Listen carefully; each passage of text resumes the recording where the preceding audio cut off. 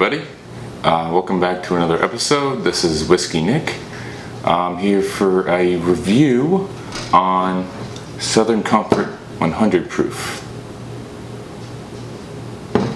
I know this technically isn't a blended whiskey or a straight whiskey or whatever, but I will be doing reviews of anything whiskey related, as well as possible liquors. If you guys have any suggestions, it'd be appreciated. This is a whiskey blend of fruit, spices, and whiskey, so it's not considered a full-blown whiskey like I've been saying, but there are three types of Southern Comfort.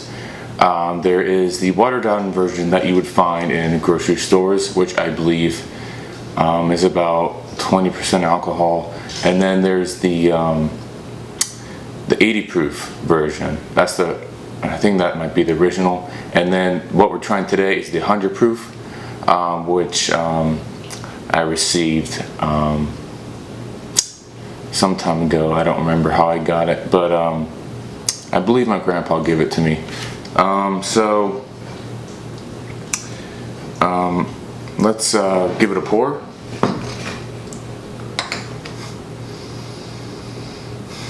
For those of you who haven't had any luck getting into whiskey, I'd recommend starting off with this. It gives you that whiskey flavor with kind of a sweeter aftertaste, and just all around really, really sweet. The last time I tried it, anyway. So on the back it reads that in 1874 M.W. Heron made it, basically. I'm not going to read this whole thing, but he blended a mix of spices and fruit to a harsher whiskey that would appeal more to people who can't handle the harsher stuff. So it was created in New Orleans, and it's still distilled there to this day. So if you're ever down in New Orleans, if you like this stuff, you can visit the distillery. Alright, see the color here? Kind of a lighter color. Still has that amber color that most whiskeys do have. Man, it smells very sweet. It smells like a like a sweet white wine. Almost like, no, it's like a sweet red wine, almost like a sangria. If you've ever had a sangria, they're very fruity, and this is what it smells like. Man, I got strong hints of orange and berries. Man, just nothing but sweetness. Some chocolate fruit notes in there too.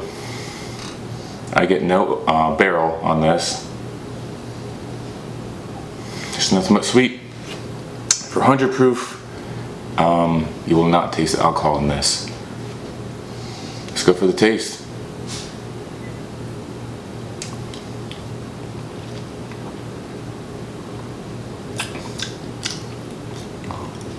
And that is sweet. That is some sweet stuff. I'm getting nothing but like dried mango, peach. Remember those candies that are at gas stations now? They're like peach rings. That's what that tastes like. It's like a frosted sugar. It's sugar frosted on top of this this gummy like peach treat, and that's what it tastes like. It's just so sweet.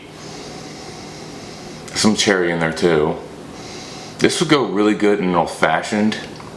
If you can't handle the harshness of a whiskey in it or a bourbon in an old-fashioned, I'd recommend this. You wouldn't need any sugar at all. That's the plus side.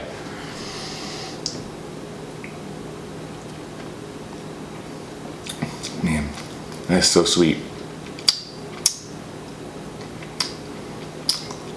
It's so sweet. But yeah, I have tried it in an old fashioned. It is pretty good. It is good. But if you're looking for that bite, this isn't the beverage for you, because I can't call it a full-blown whiskey like I said before. It says here that it is a spirit whiskey with natural flavors and caramel color. Huh. So this is not its natural color. They add caramel coloring to it to give it that color, which I'm not a big fan of. The reason why I like bourbon so much is not only because it's on the cheaper side compared to Scotch, but they do not add any colorings to the bourbon. Some Scotches do, but it's against the rules in the bourbon distillery process to add color. So all the color you see in a bourbon is from the barrel and anything they happen to put in it. So that's what I like.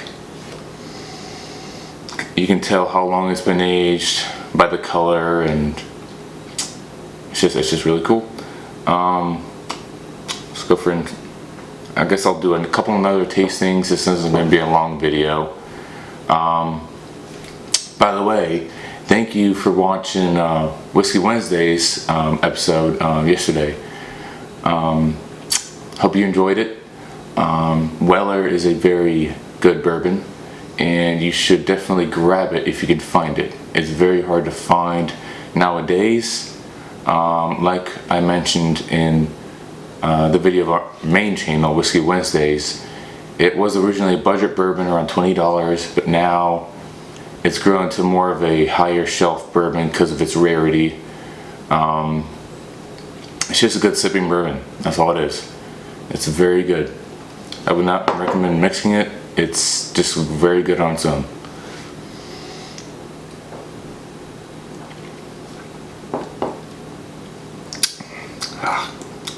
Some pineapple in there too. Just a bunch of fruits. Get some allspice. Maybe a hint of cinnamon. It's a little overbearing for me because since I've been drinking nothing but bourbon, from like 80 proof to 120 proof, this is pretty overbearing on the sweet side, but it's not bad. The only way I'd have it is in an old fashioned without any sugar, because I do not like sugar in my cocktails if I have any.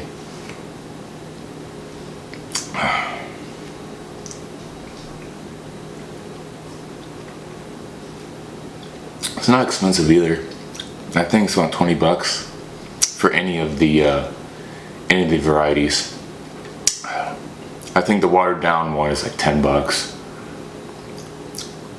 But I would definitely be careful with this one. It's very smooth, very sweet, and it's 100 proof.